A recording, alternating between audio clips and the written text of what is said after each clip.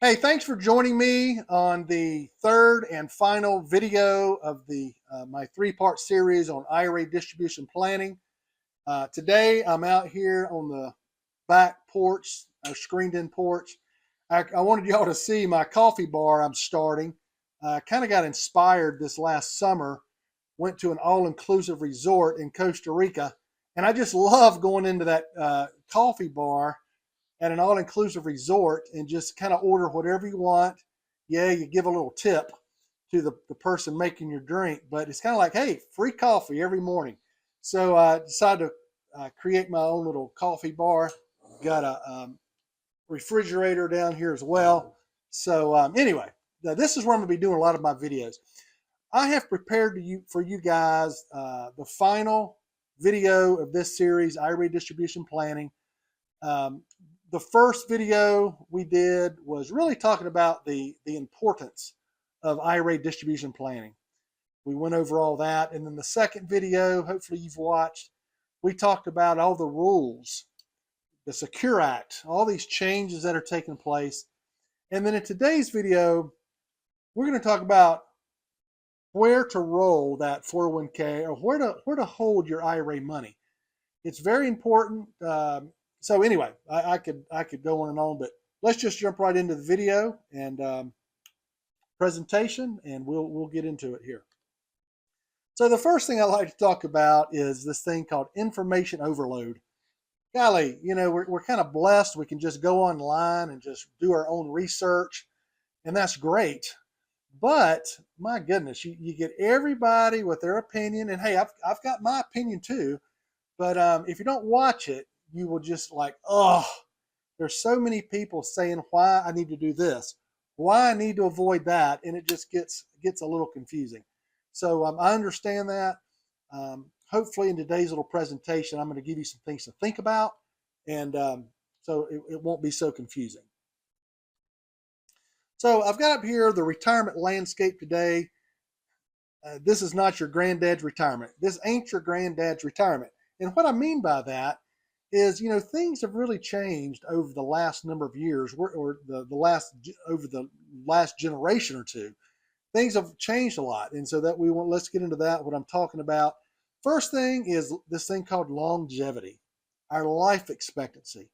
We're just a lot of us are going to be blessed to live a long life. Just a couple generations ago, typically people were living maybe into their mid 60s, but on average, that's about it. Well, today, as you well know, we're living well up into our 80s and into our 90s. And, that's a great thing. Modern technology is going to keep us alive longer in a lot of cases. But along with that are some challenges, making your money last. So longevity is something to think about. A couple generations ago, it was not really that big of a thing to kind of worry about. We're just living longer today.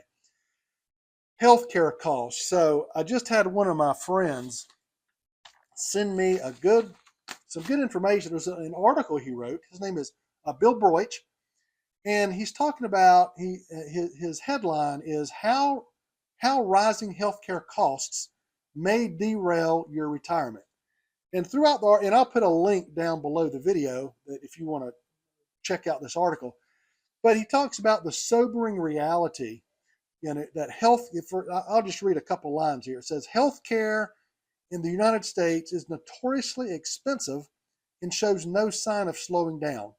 In 2023, a healthy 65-year-old couple retiring needed an estimated $315,000 in after-tax savings to cover healthcare expenses through their retirement years. That was according to Fidelity Investments.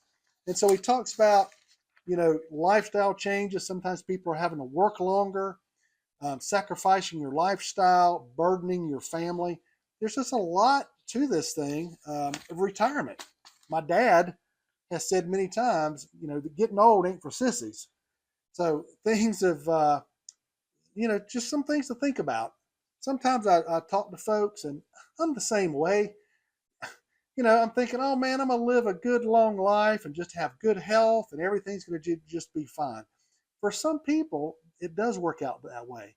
But for a lot of people, retirement is quite a challenge. Not so much sometimes when you just retire, you got that 401k, you got some savings possibly, you're drawing this new Social Security check, but there's a lot of issues going on. We're going to talk about that a little bit further here. Volatility and uncertainty in the marketplace. And I don't mean just in the stock market. I'm kind of talking about the world in general. Now, you can make the argument that we've always had volatility. We've always had uncertainty. You go back in the 60s and 70s, a lot of you are going to say, man, it was rough back in those days. But I'm just here to tell you that there's a lot of things coming down the road. I don't mean to be Mr.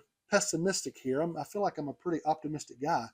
But there's some things coming with healthcare costs, prescription changes. I'm in the insurance industry, and I work with helping people with the prescription plans a lot because I do a lot with helping people with Medicare. But I'm afraid that things are going to be changing here the next 3 or 4 years when it comes to prescription costs. A lot of my clients are paying a lot of money, my mom included, and my dad now are taking some of these high dollar prescriptions. And I just think that it's going to kind of get worse down the road. So just a lot of things, uncertain things coming. I can talk about a lot of different things. I don't mean to be negative here again or to be like, oh my gosh, my life is going to be terrible in retirement. No, I'm not trying to do that. But I just at least want to make sure you're aware of these things. Taxes, inflation. You think about how much money our country is spending, going into debt. I've just heard many experts say that, you think you pay a lot of taxes now, you just wait 7 or 8, 9 years down the road, you're going to really see what a tax bite is. And so, and then inflation. I think most of us, I think I mentioned this on the last video, I think most of us have really seen the effects of inflation in our lives. And then here's a good little illustration or a good little picture. There's this thing that I've heard many financial advisors talk about called the three-legged stool.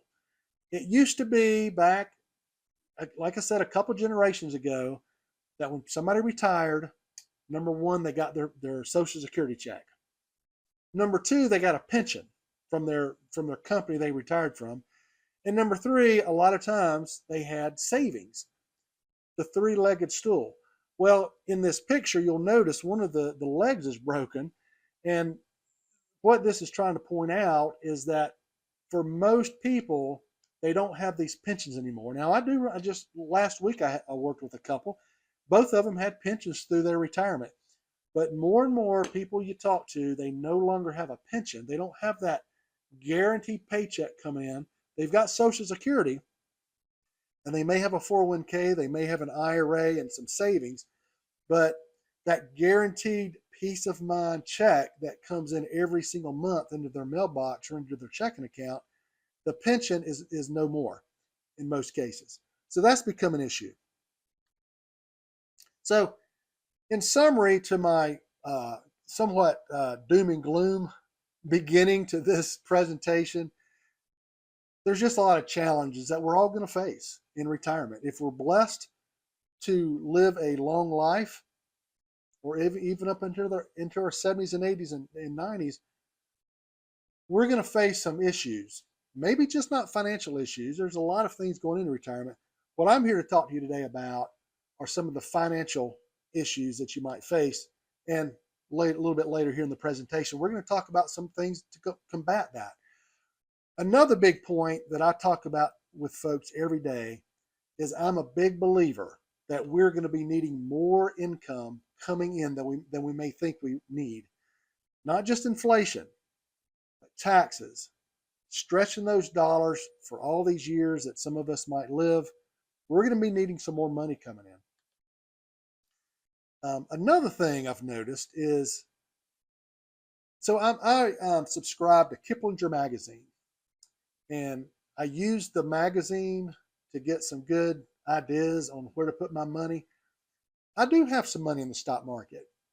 And Kiplinger over the years has been a pretty good resource to talk about. You may want to consider this, you may want to consider that. But one thing I've noticed this last year, year and a half, Kiplinger magazine, who for years and years and years have talked about stocks, bonds, diversification, now all of a sudden it seems like, I may be wrong here, but it seems like they're switching gears. They're talking more about income for life. Protect your retirement. Make sure you've got some guaranteed income in place, some guarantees. And also, there's also some financial advisors. Now, not every financial advisor. There's still your typical financial advisors who are going to talk to you about stocks, about bonds, about mutual funds. You know, sometimes they use the expression of, hey, the stock market goes up and the stock market goes down, but it always goes back up. I don't go along with that. Possibly, maybe it has gone up in the past, but, and I'm kind of getting off track here. I'm trying to keep this talking about the IRA 401k topic. But see, I've lost my train of thought here. So, I am a believer that when you're in your 20s and 30s and 40s into your 50s, nothing wrong with putting a big percentage of your money in the market, the stock market, a financial advisor. But I'm also a major believer that when you start getting into retirement, so I'm 56, I'm getting ready to be 57 next month.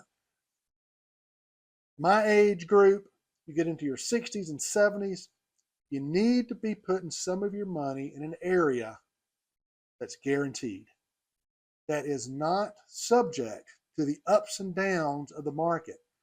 One bad year can wipe out years of growth. So you got to be careful.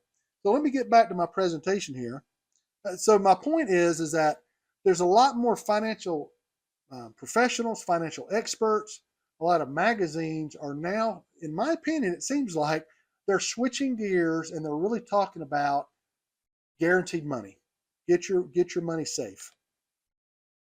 And then another point here, your typical financial advisor may not be telling you this. A lot of financial advisors, and I've got some friends who are financial advisors, they will tell you that they work on what they call managed money. As long as you keep your money in there with them, they charge fees. As long as you keep that money in there, they're able to make a living. Hey, they've got their place. I understand that. But I'm talking, and by the way, I'm not talking about what I'm getting ready to talk about here a little bit more specifically. I'm not talking about making just a wholesale change. I'm not saying just stop everything you're doing and change over what I'm getting ready to share with you. What I'm saying is you may want to consider taking some of that money off the table, getting some of that money out of harm's way. All right. So that's what I'm talking about right here. Get some of your money out of harm's way. So here's what I want to talk about. And I'm telling you, 3 or 4 or 5 years ago,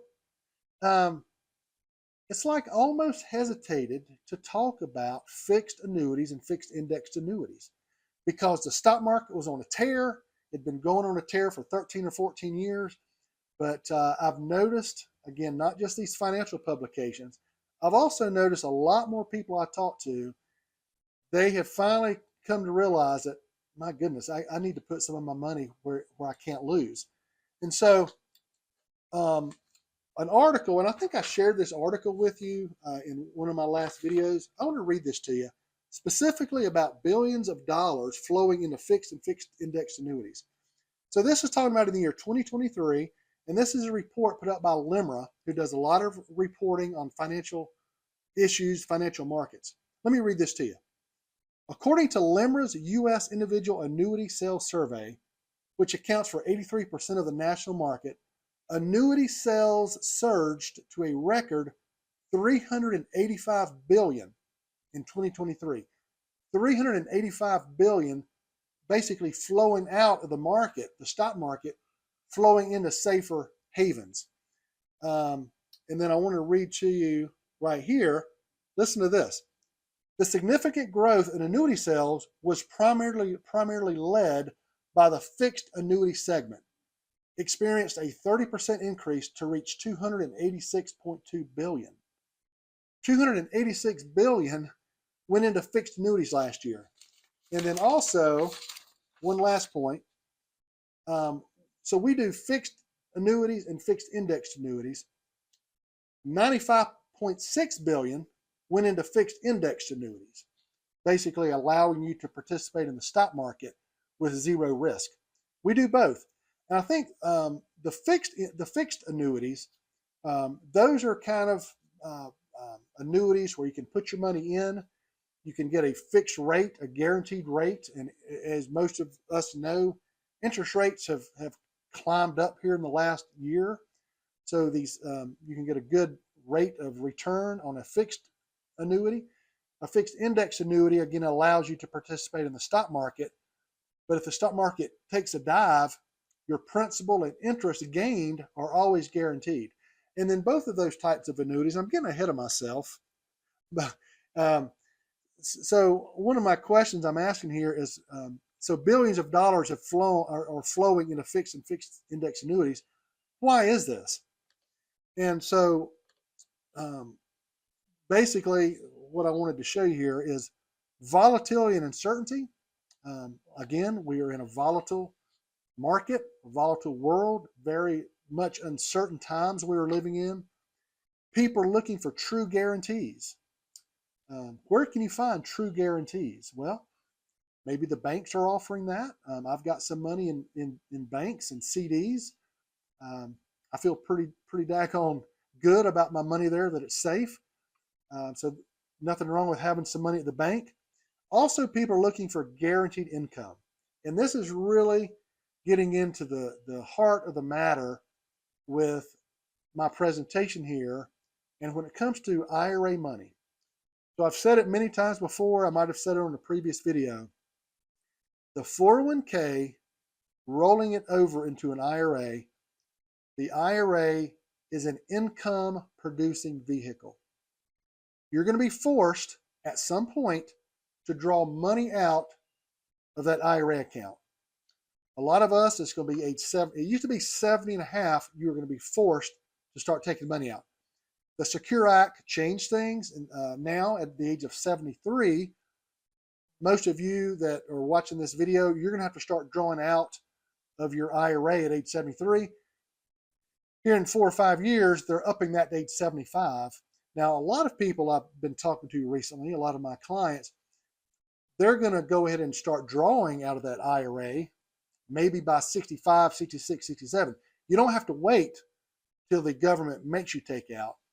But my point is that the IRA is an income producing vehicle. You're going to be forced to start drawing out.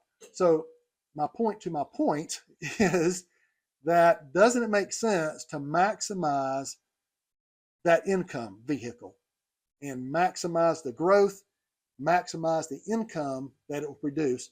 Because going back to the first part of the presentation, we're going to be needing more money. We're going to be needing more money coming in. Now, you may not be feeling the crunch right now, but I'm just telling you, 10 years down the road, 15 years down the road, maybe even 5 years down the road, you very likely are going to be saying, oh, I might need some more income, or I do need more income. This is what we show people, how to get guaranteed income out of your IRA account.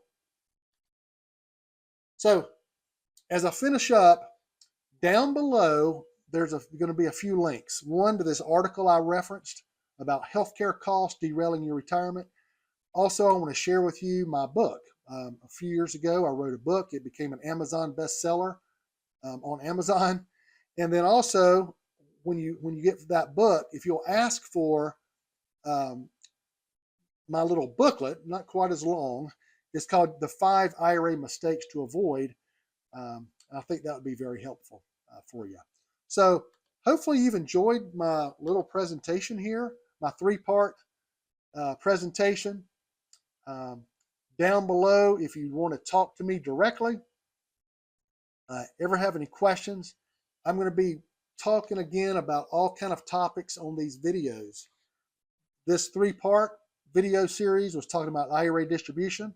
We're going to be talking about Medicare. That's kind of been my bread and butter for over 30 years, helping people with Medicare supplements and Medicare Advantage plans.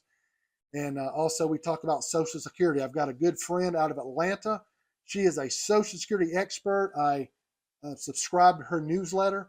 We're going to be talking about Social Security if you're not drawing yet, how to optimize those benefits. So thanks for joining me today. Here again, I'm out at my coffee bar. Maybe I'll have a little sip of coffee. Love me some good coffee. Take care. We'll see you on the next video.